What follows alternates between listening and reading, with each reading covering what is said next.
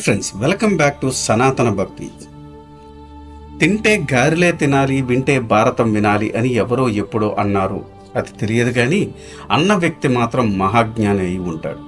ఎందుకంటే గారెలు కేవలం రుచిభరితమే కాకుండా శక్తి సమ్మేళతం కూడా. భారతీయ చరిత్రలో ఎన్నో యుద్ధాలు, రక్తపాతాలు జరిగాయి. అన్ని యుద్ధాల్లోనూ అస్త్రాలు శస్త్రాలు ఉంటాయి. కానీ ఈ మహాభారతంలో శస్త్రాలతో పాటుగా శాస్త్రం కూడా ఉంది. సో ఈ మహాభారతం సిరీస్ని ఈ వీడియోతో స్టార్ట్ చేయబోతున్నాను. So let's get into the video. నైమిషారణ్యంలో సౌనకుడు అనే కులపతి ఉన్నాడు. ఆయన లోకహితం కోసం 12 సంవత్సరాలు నడిచే సత్రయాగాన్ని చేయడానికి సంకల్పించాడు. ఆ సమయంలో రోమహ మహర్షునుడి కుమారుడైన ఉగ్రశ్రవసుడు అనే సూతుడు, అంటే పురాణ కథలు చెప్పేవాడిని సూతుడు అని పిలుస్తారు, అక్కడ ఉన్న మహామునులకు నమస్కరించాడు. సౌనకాది మహామునులందరూ ఆ సూతుని వలన పురాణ కథలు వినవలననే ఉత్సాహంగా ఉన్నారు. ఆ మునులను చూచి ఆ సూతుడు ఇలా అన్నాడు, అయ్యా నేను వ్యాసుని శిష్యుడైన రోమహ మహర్షునుడు కుమారుడను, ఉగ్రశ్రవణుడు అనే పేరుగల సూతుడను. నేను అనేక పురాణ గాథలు చెప్పగలను. నా వలన మీరు ఏ పురాణగాథ వినాలని కుతూహలపడుతున్నారో తెలపండి అని అడిగాడు. ఆ మాటలకు మునులు ఇలా అన్నారు, ఏది వింటే మాకు ఎన్ని విషయాలు తెలుస్తాయో, ఏ కథ హృదయంగా ఉంటుందో, ఏ కథ వింటే పాపాలు తొలగిపోతాయో ఆ కథ మాకు వినిపించండి అని అడిగారు. అప్పుడు సూతుడు మహాభారత కథను చెప్పడం ప్రారంభించాడు. పూర్వము వేదములన్నీ ఒకటిగా ఉండేవి. వాటిని వ్యాసుడు ఋగ్వేదము, యజుర్వేదము, సామవేదము, అథర్వణ వేదము అని విభజించాడు. తరువాత తన శిష్యులైన పైలుడు, వైశంపాయనుడు, సుమంతుడు, జైనుడు అనే వారులను నియమించి చతుర్వేదములకు సూత్రాలు రాయించాడు. దానివలన వ్యాసుడు వేదవ్యాసుడు అని ప్రసిద్ధి చెందాడు. తర్వాత వేదవ్యాసుడు బ్రహ్మచేత ఆజ్ఞాపించబడి అష్టాదశ పురాణాలు, నీతి శాస్త్రము, ధర్మశాస్త్రము, అర్థశాస్త్రము, తత్వశాస్త్రము, వేదములు, వేదాంతములు, వాటి మీద వ్యాఖ్యానాలు, ధర్మార్థ కామ మోక్షములు, అరిషడ్వర్గములు, వాటికి సంబంధించిన విషయములు కూడిన కథలు, 4 యుగంలో ఉన్న రాజవంశుల చరిత్రను, 4 వర్ణములు, 4 ఆశ్రమ ధర్మాలు, వాటి క్రమములు, ఎల్ల దేవతలతో పూజించబడి శ్రీకృష్ణుడి మహాత్మ్యమును, పాండవులు మొదలగు భారత వీరులు మహాగుణమును క్రోడీకరించి తన యొక్క విమలమైన జ్ఞానము, వాక్కులు ప్రకాశిస్తూ ఉండగా సంస్కృతంలో మహాభారతం అనే మహాగ్రంథమును రచించాడు.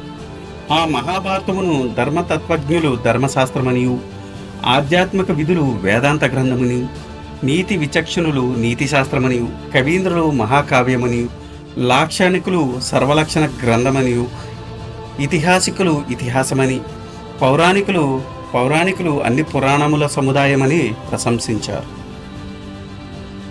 మహాభారతమును వ్యాసుడు 3 సంవత్సరాలు రచించాడు. ఈ మహాభారతమును స్వర్గంలో చెప్పడానికి నారద మహామునిని, పితృలోకంలో చెప్పడానికి దేవలుడిని, గరుడ గంధర్వ యక్షస రాక్షస లోకములో చెప్పడానికి తన కుమారుడైన సుఖమహర్షిని, సర్పలోకంలో చెప్పడానికి సుమంతుడిని, మానవలోకంలో చెప్పడానికి వైశంపాయుని నియమించాడు వ్యాసుడు. పూర్వం దేవాసుర యుద్ధం జరిగింది. అదే మాదిరి ఇప్పుడు మహాభారత యుద్ధం జరిగింది. ఆ యుద్ధంలో భీష్ముడు 10 రోజులు, ద్రోణుడు 5 రోజులు, కర్ణుడు 2 రోజులు, శల్యుడు అర్ధ రోజు సేనానాయకత్వం వహించారు. మిగిలిన సగం రోజు భీముడు, దుర్యోధనుడు గదాయుద్ధం చేశారు. ఈ మహాయుద్ధంలో పాండవుల పక్షాన 7 అక్షౌహిణులు, కౌరవ పక్షాన 11 అక్షౌహిణుల సైన్యం పాల్గొన్నారు. సమంత పంచకము అనే ప్రదేశంలో 18 రోజుల పాటు ఒకరినొకరు చంపుకొని 18 అక్షౌహిణుల సైన్యాన్ని మరణించారు అని సూతి చెప్పగా సౌనకాది మహానుషులు ఇలా అడిగారు, 18 అక్షౌహిణులు అన్నారు, సమంత పంచకము అన్నారు, వాటి అర్థం వివరించండి. అసలు ఈ యుద్ధం ఎందుకు జరిగింది? కౌరవ పాండవుల వైరము ఎందుకు ఏర్పడింది? ఈ భీష్ముడు ఎవరు? వివరంగా తెలపండి అని అడిగారు. సూతుడు సౌనకాది మహామునులకు ఇలా చెప్పసాగాడు. త్రేతాయుగము, ద్వాపర యుగము సంధికాలంలో మదించిన ద్వేషంతో పరశురాముడు 21 సార్లు క్షత్రియ వంశాన్ని నిర్మూలించాడు. పరశురాముడు చంపిన క్షత్రియుల రక్తం 7 పాయలుగా పారింది. ఆ పాయలతో పారుతున్న రక్తంతో పరశురాముడు తన తండ్రికి తర్పణము విడిచాడు. దానితో పరశురామునికి క్షత్రియ కులం మీద ఉన్న కోపము చల్లారింది. పరశురాముడు క్షత్రియులను చంపి రక్తము పారించిన ప్రదేశమునకు సమంత పంచకము అని పేరు వచ్చింది.